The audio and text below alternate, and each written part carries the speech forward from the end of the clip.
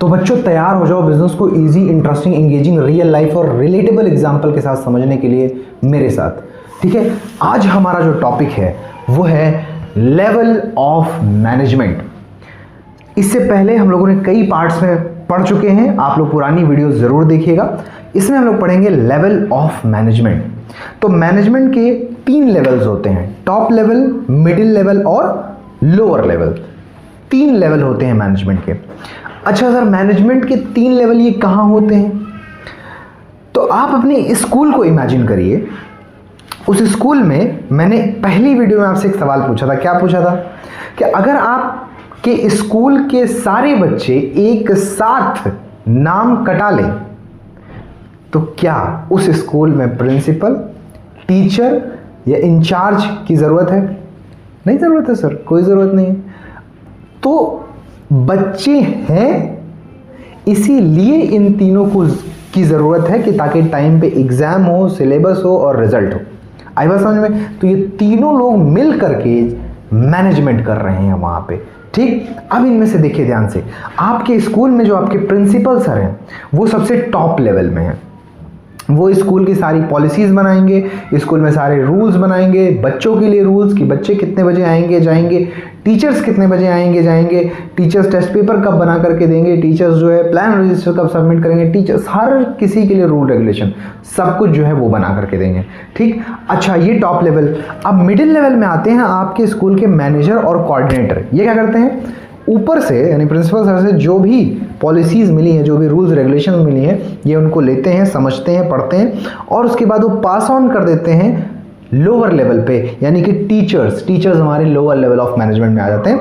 तो ये पास कर देते हैं टीचर्स को। अब टीचर्स की जिम्मेदारी है कि जितने भी रूल्स रेगुलेशंस बने वो स्कूल में पूरा फॉलो। आई बात समझ?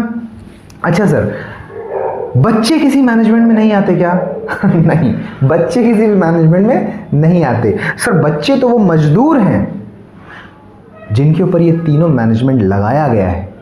बच्चे वो मजदूर हैं जिनको कंट्रोल करने के लिए, जिनका टाइम से सिलेबस कराने के लिए, रिजल्ट कराने के लिए, एग्जाम कराने के लिए इन तीनों को रखा गया है। बच्चे किसी मैनेजमेंट में नहीं आते हैं। तो तीनों मैनेजमेंट आप समझ गए। सबसे ऊपर top level principal sir, middle level incharge और मैम और कोऑर्डिनेटर मैम या सर, फिर लोअर लेवल पे टीचर्स। ठीक है, तो यही हमारा लेवल ऑफ मैनेजमेंट है। अब इसको और डिटेल में पढ़ते हैं। आइए देखिए, सबसे पहले लिखा हुआ है टॉप लेवल मैनेजमेंट। तो अब टॉप लेवल मैनेजमेंट में जो भी लोग होंगे, जैसे आपके प्रिंसिपल सर हैं, तो उनका काम क्या है, टास्क क्या है, ये इसलिए पढ़ना जरूरी है कि यहाँ से केस स्टडीज बहुत जबरदस्त बनता है इससे। ठीक है, तो ध्यान से समझिए, मेन टास्क क्या होगा यहाँ पर जो प्रिंसिपल सर होंगे?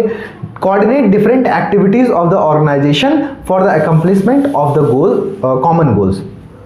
आपके स्कूल के अंदर जो अलग अलग लोग हैं, जैसे यहाँ पे देखिए टीचर्स हैं, फिर उसके बाद अदर दूसरे स्टाफ हैं, फिर उसके बाद मैनेजमेंट है, फिर बाकी सारे, तो इन सभी से, फिर बच्चे हैं, इन सभी को कोऑर्डिनेट करके रखना, इन सभी को एक साथ जोड़ के रखने का काम कौन करते हैं? ये हमारे प्रिंसिपल सर करते हैं। ये बहुत ज़रूरी है। तो कोऑर्डिनेट करना डिफरेंट एक्टिविटीज़ को, ये बहुत इंपॉर्टेंट है, ये कीवर्ड है, इसको जरूर याद रखना है, कोऑर्डिनेट डिफरेंट एक्टिविटीज़। फिर उसके बाद यह है works toward the survival of the organisation, कि ऑर्गेनाइजेशन जो हमारा बिजनेस है, अगर वो बहुत ज्यादा खतरे में है, बहुत ज्यादा डूबने के कगार पे है, तो देखिए इंचार्ज उसमें कुछ नहीं कर सकता। ठीक है, टीचर उसमें कुछ नहीं कर सकता। तो उसमें सबसे ज्यादा जो बड़ा रोल होता है वो होता है हमारे प्रिंसिपल का, हमारे टॉप लेवल पर बैठे हुए मैनेजमेंट का। समझ में आई बात? ये चीज है। तो वो सर्वाइवल के लिए काम करते हैं। तीसरा, draft various plans and policies. Organisation के लिए जो प्लान और पॉलिसीज बनते हैं, जो रूल्स और रेगुलेशंस बनते हैं, वो कौन बनाता है सर? वो टॉप लेवल पर बैठा हुआ मैनेजमेंट का आदमी बनाता है, यानी कि प्रिंसिपल सर बनाएंगे। ठीक, फिर उसके बाद में takes the responsibility of all activities. और स्कूल के अंदर अगर कुछ भी गड़बड़ हुई, किसी भी बच्चे को चोट आई, कुछ भी गड़बड़ हुआ, तो टीचर को नहीं पकड़ा जाएगा, सबसे पहले इंचार्ज को नहीं पकड़ा जाएगा, सबसे पहले पकड़ा जाएगा उस स्कूल के प्रिंसिपल को। मान लीजिए अगर कोई बच्चा सुसाइड कर ले स्कूल से, तो पुलिस वाला आएगा, सबसे पहले किसको पकड़ेगा? टीचर को। हाँ, सबसे पहले इंचार्ज को पकड़ेगा? नहीं, सबसे पहले पकड़ेगा उस स्कूल के प्रिंसिपल को। प्रिंसिपल सर कहाँ है? बुला के लाओ, कैसे हुआ आपके स्कूल में? सबसे पहली जिम्मेदारी उनकी होगी। तो क्या लिखा है? Takes the responsibility of all activities. तो ये हो गए, ये इनका काम है। सारे कोऑर्डिनेट्स करेंगे एक्टिविटीज को, सर्वाइवल के लिए काम करेंगे, प्लान्स और पॉलिसीज बनाएंगे और रिस्पॉन्सिबिलिटी लेते हैं हर एक एक्टिविटी का। ठीक, अब इसमें एग्जाम्पल क्या क्या हो सकते हैं? सीईओ, कंपनी के जितने भी सीईओज हैं, प्रेसिडेंट हैं, बोर्ड ऑफ डायरेक्टर हैं, चेयरमैन हैं, तो ये सभी लोग हमारे जो है टॉप मैनेजमेंट में आते हैं। सर मिडिल लेवल मैनेजमेंट में, तो देखिए मिडिल लेवल मैनेजमेंट का मेन टास्क जो है वो क्या होगा, act as a link between the top management and the workers at the lower level. क्या मतलब कि जो मिडिल मैनेजमेंट होता है ना, टॉप लेवल और लोअर लेवल को कनेक्ट करता है। जैसे देखिए सबसे ऊपर है प्रिंसिपल सर, सबसे नीचे हैं टीचर्स। अब प्रिंसिपल और टीचर को कनेक्ट करने का काम कौन करता है, इंचार्ज और कोऑर्डिनेटर। तो ये एक लिंक की तरह काम करते हैं टॉप और लोअर मैनेजमेंट के बीच में। तो वही कह रहे हैं एक लिंक की तरह काम करते हैं, केस स्टडी में आता है ये। Interprets and implements the policies and plans, interpret करते हैं जो भी पॉलिसीज और प्लान्स टॉप मैनेजमेंट ने इनको बना के दिए उसको इंटरप्रेट करते हैं, पढ़ते हैं, समझते हैं, जानते हैं, फिर पास ऑन कर देते हैं नीचे। फिर कहता है assign responsibility to the workers, ये क्या करते हैं, वर्कर्स को जो है रिस्पॉन्सिबिलिटी असाइन कर देते हैं, उनको काम दे देते हैं, तो ये इनका काम है। मिडिल लेवल मैनेजमेंट में क्या आते हैं, कंपनी के अंदर जितने भी मैनेजर्स होते हैं, HR manager, sales manager, purchase manager, production manager, finance manager, ये सारे ही मैनेजर हमारे किस में आते हैं, मिडिल लेवल मैनेजमेंट में आते हैं। आगे बात समझ में, बहुत ध्यान से इसको पढ़िएगा, ठीक। अब देखिए लोअर लेवल ऑफ मैनेजमेंट, तो लोअर लेवल ऑफ मैनेजमेंट में जो भी रहेंगे जैसे आपके स्कूल के टीचर्स, तो उनका मेन काम क्या होगा, देखिए ध्यान से, act as a link between the middle management and the workforce.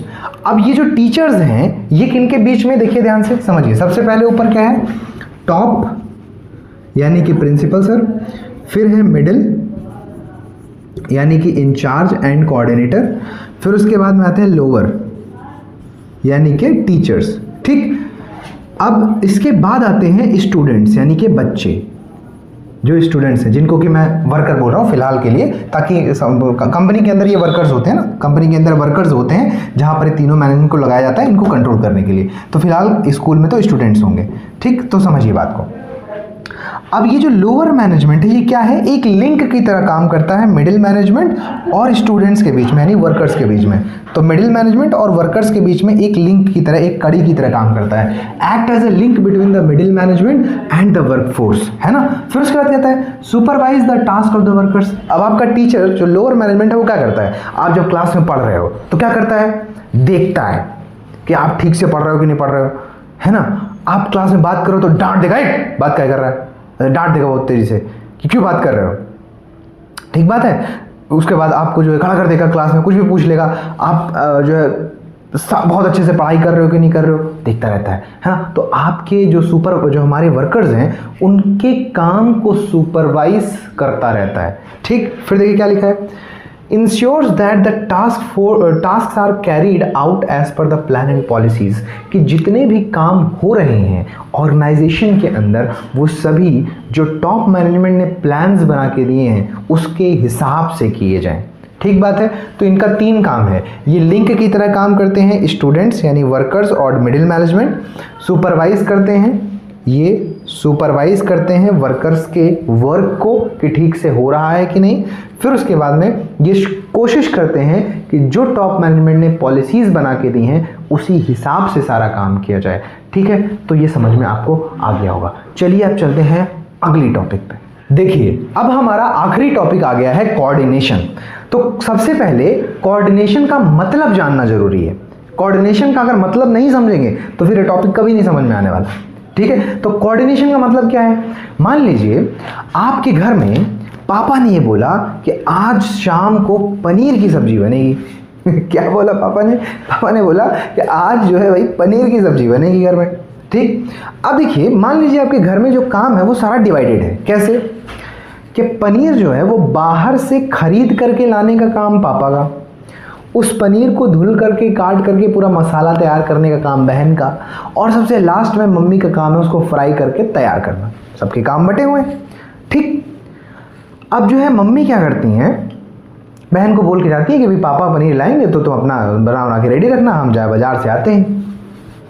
अब पापा ने पनीर लाया और बहन के हाथ में दे दिया। इसका मतलब पापा ने अपने हिस्से का काम किया टाइम पे, बहुत ध्यान रखना है, टाइम पे काम होना चाहिए। तो मान लीजिए 5-6 बजे तक पनीर आके अपने टाइम पे जो है 6 बजे तक पनीर आ गया और टाइम पे काम खत्म करके पापा ने अपने हिस्से का काम खत्म किया और बहन को दे दिया।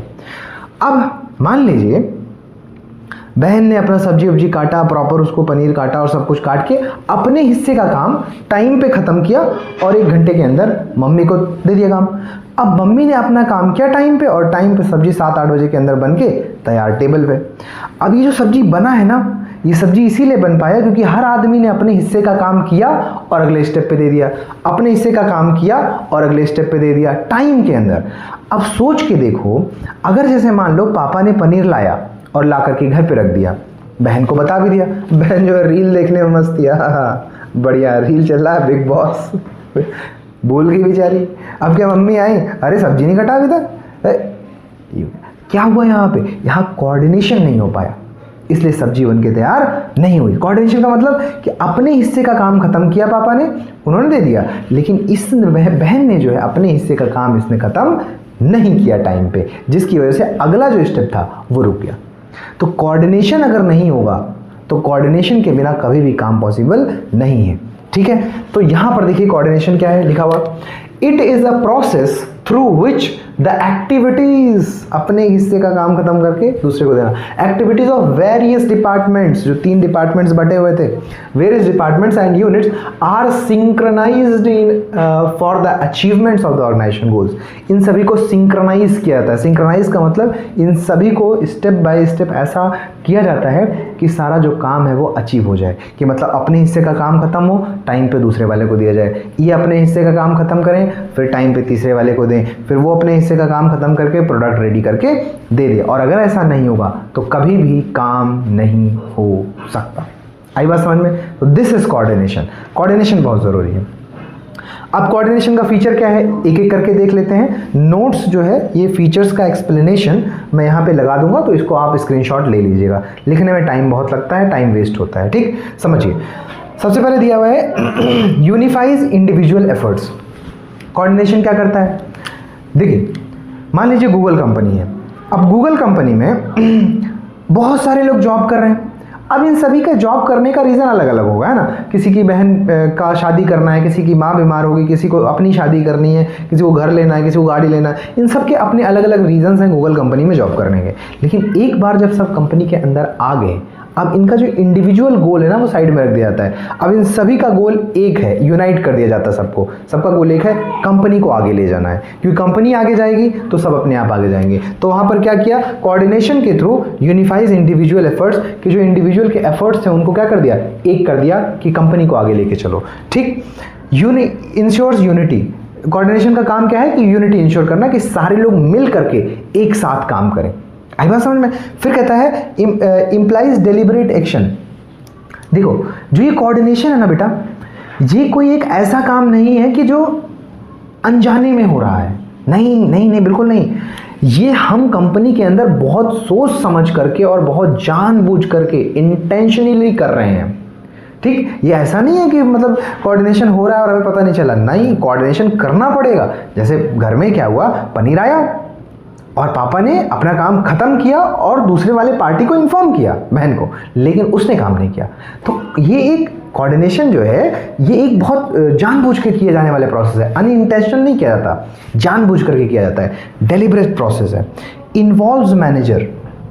कोऑर्डिनेशन में क्या होगा ना, जैसे टॉप मैनेजमेंट है, लोअर मैनेजमेंट है और मिडिल, तो इन सभी के जो मैनेजर्स हैं वो डायरेक्टली कनेक्टेड रहते हैं, जुड़े रहते हैं। तभी जो है पॉलिसीज टॉप से मिडिल और मिडिल से लोअर में, और कोई रिपोर्ट अगर नीचे से ऊपर जानी तो आसानी से पास ऑन होती है, वरना पॉसिबल नहीं है, ठीक। फिर कह रहा है परवेसिव। कोऑर्डिनेशन एक ऐसी चीज़ है जो हर जगह अप्लाई करनी पड़ेगी, हर जगह लगेगा। ऐसा है नहीं कि भी कोऑर्डिनेशन सिर्फ प्रॉफिट वाले ऑर्गेनाइजेशन में लगेगा या नॉन प्रॉफिट वाले में लगेगा, या अगर कोई बिजनेस अमेरिका के अंदर है तो वहीं लगेगा, इंडिया के अंदर बिजनेस है तो उसमें कोऑर्डिनेशन नहीं लगेगा। ऐसा नहीं है। कोऑर्डिनेशन जो है वो हर बिजनेस के अंदर लगता है, चाहे वो इंडिया के अंदर हो, चाहे जापान के अंदर हो, चाहे फ्रांस के अंदर हो, किसी भी अंदर, चाहे होलसेल हो, चाहे रिटेल हो, चाहे कुछ भी हो, ठीक। फिर कह रहा है ये गोज ऑन कंटिन्यूअसली। कोऑर्डिनेशन कोई एक ऐसी चीज़ नहीं कि जो एक बार आपने कर दी और आपको करनी नहीं पड़ेगी, ठीक है। आपको कंटिन्यूअसली करनी पड़ेगी। एक बार आपने किया, अगली बार फिर करनी है, अगली बार फिर करनी है। तो ये सभी इसके फीचर्स थे, ठीक है। अब देखिए इसके इंपॉर्टेंस। तो 3 इसके इंपॉर्टेंस होते हैं। पहला है इंटरडिपेंडेंस ऑफ डिवीजन। देखिए जैसे कंपनी है ना, तो कंपनी के अंदर क्या बहुत सारे डिविजन्स होते हैं। मार्केटिंग होता है, सेल्स होता है, परचेज होता है, प्रोडक्शन होता है। तो मान लीजिए कुर्सी की कंपनी है। अब उसमें सेल्स वाला डिपार्टमेंट बोलता है कि भैया कुर्सी की डिमांड मार्केट में नहीं आ रही है, एक महीने में 100 से ज़्यादा कुर्सियाँ नहीं बिकेंगी। तो प्रोडक्शन वाले को बोलता है देखो एक महीने में 100 से ज़्यादा कुर्सियाँ मत बनाना तुम, क्योंकि बिकेगी नहीं तो फ़ायदा क्या है। तो प्रोडक्शन वाला बताएं तुम्हारा बात मानेंगे हम, तो कुर्सी नहीं बनाना, 1000 कुर्सी बनाएंगे महीने के अंदर। तो इसका मतलब यहाँ पे क्या है, यहाँ पे ये जो है इनको कोऑर्डिनेट करना बहुत ज़रूरी है, इनका इंटरडिपेंडेंस है भैया, एक दूसरे पे डिपेंडेंट है ये। तो इन दोनों को इंटरडिपेंडेंस है, तो बहुत सोच समझ के चलना पड़ेगा। जो ये बोलेगा वही इनको करना है कि भाई अगर डिमांड नहीं आ रही तो आप प्रोडक्शन मत करो, सिंपल सी बात है, कम प्रोडक्शन करो, ठीक है। तो यहाँ पर इंटरडिपेंडेंस होता है, इसीलिए बहुत सारे डिपार्टमेंट्स हैं और वो एक दूसरे पे इंटरडिपेंडेंट हैं, तो कोऑर्डिनेशन बहुत ज़रूरी हो जाता है और बहुत इंपॉर्टेंट हो जाता है। अगर कोऑर्डिनेशन नहीं होगा, यहाँ ये बोल रहे हैं कि भाई मत कुर्सी प्रोडक्शन करो, डिमांड नहीं है, बात सही भी है, लेकिन ये समझ ही नहीं रहे हैं बात को, कोऑर्डिनेट ही नहीं कर रहे हैं, तो दिक्कत हो जाएगा फिर, है ना। कोऑर्डिनेशन बहुत ज़रूरी है क्योंकि डिपार्टमेंट जो है अलग अलग है। फिर कह रहा है हार्मोनाइज्ड गोल्स। मैंने अभी आपको बताया कि कंपनी के अंदर, गूगल कंपनी के अंदर बहुत सारे लोग हैं, सबका गोल अलग अलग है, लेकिन एक बार जब कंपनी के अंदर आते हैं तो सबका गोल एक हो जाता है, हार्मोनाइज्ड हो जाता है, ठीक है। कंपनी के लिए काम करिए, हार्मोनाइज्ड गोल, कि एक गोल अचीव करना है और वह कंपनी को आगे बढ़ाना। कंपनी आगे बढ़ेगी, आप अपने आप आगे बढ़ेंगे, तो ये चीज़ है, ये यहाँ पर सेकेंड हो गया। फिर कहता है अलॉटेड वर्क। देखिए एक कंपनी के अंदर ना बहुत सारे डिविजन्स होते हैं और हर एक डिवीजन का अपना एक्सपर्ट होता है, जिनका काम जो है वो बटा होता है, सबका काम बटा होता है, और हर एक डिपार्टमेंट का एक स्पेशलिस्ट होता है। तो कंपनी क्या करती है, इन सभी स्पेशलिस्ट का जो ओपिनियन है और थॉट है उन सबको एक साथ लेकर के चलने की कोशिश करती है कि ताकि आगे चल करके इनके में कोई कॉन्फ्लिक्ट ना हो, ठीक है। तो यहाँ पर क्योंकि कन्फ्लिक्ट हो सकता है तो इसलिए सबका ओपिनियन लेना बहुत ज़रूरी है, एक साथ लेकर के चलना बहुत ज़रूरी है, कोऑर्डिनेशन बहुत ज़रूरी है। तो कोऑर्डिनेशन देखो 3 काम में बहुत ज़रूरी है, क्योंकि सारे डिपार्टमेंट इंटरडिपेंडेंट है, इसलिए कोऑर्डिनेशन जरूरी है। हार्मोनाइज्ड गोल, कंपनी का गोल अचीव करना बहुत ज़रूरी है, इसीलिए सारे इंडिविजुअल्स को ये हमें करना पड़ेगा कि कोऑर्डिनेट करके वो सब एक ही गोल की तरफ बढ़ें। अलॉटेड वर्क, सारे जो स्पेशलिस्ट हैं उन सभी के ओपिनियंस को एक साथ लाना पड़ेगा, कोऑर्डिनेट करना पड़ेगा ताकि आगे कोई कॉन्फ्लिक्ट ना हो, ठीक है। तो ये हमारा कोऑर्डिनेशन था। होप कि ये पूरा का पूरा चैप्टर आपको ज़बरदस्त तरीके से समझ में आया होगा और इसी तरीके से अगला चैप्टर भी आएगा, तो उसके लिए बने रहिएगा साथ में। और हाँ, अपने फ्रेंड को भी भेज दो यार, इतना बढ़िया एजुकेशन है, क्वालिटी ऑफ एजुकेशन फ्री में मिल रहा है, अपने दोस्तों को क्यों नहीं भेज रहे हो, अपने दोस्तों को भी भेजो, उनको भी पढ़ाओ, उनसे कहो वो भी भेजें। फ्री की चीज़ है, अच्छी है, क्वालिटी वाली है, सबको मिलना चाहिए, इस पर सबका अधिकार है, हाँ या ना, इस पर सबका अधिकार है, मैं आपको बोल रहा हूँ, इस पर सबका अधिकार है, ठीक। तो सबको भेजिए, जितने भी ज़रूरतमंद लोग हैं उन सभी को ये पहुंचना चाहिए, ठीक। ये आपकी जिम्मेदारी है। And thank you so much, thank you.